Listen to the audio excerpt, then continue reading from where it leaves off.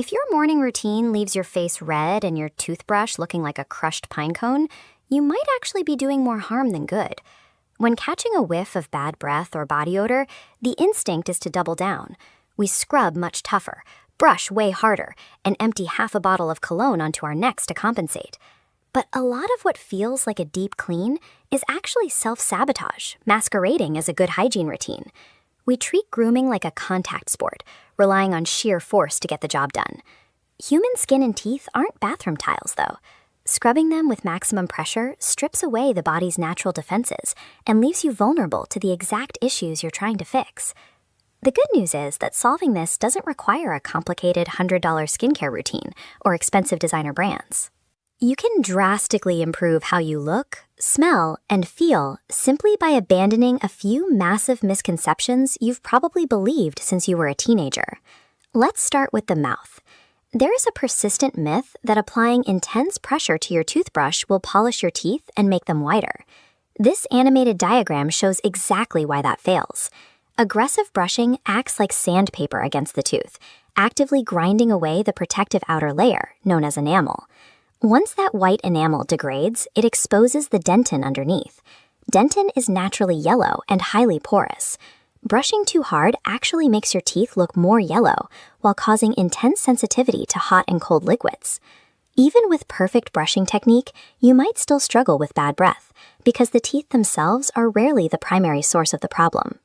Roughly 80% of bad breath originates from microscopic bacteria that get trapped on the textured surface of the tongue.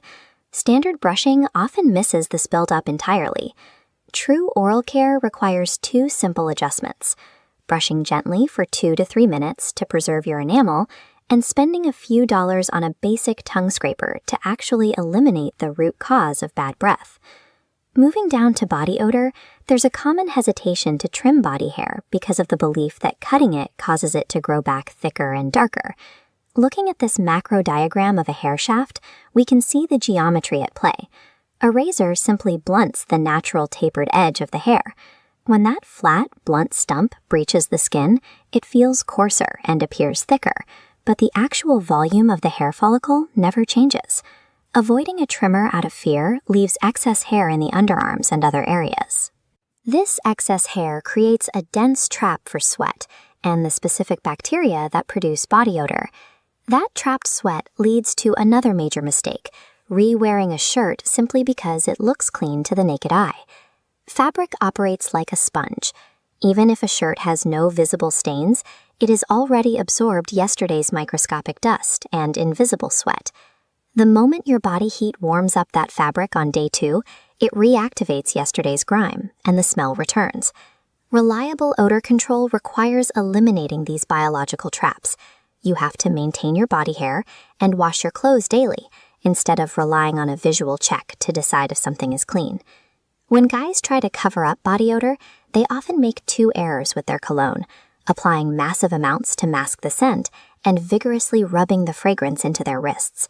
Aggressive friction physically breaks down the delicate top notes of a fragrance, ruining the scent profile.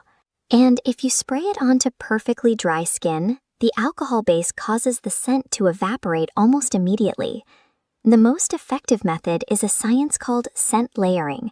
Applying a basic moisturizer or Vaseline first gives the fragrance molecules a hydrated surface to bind to. Follow that with a gentle tap on the pulse points, no rubbing required.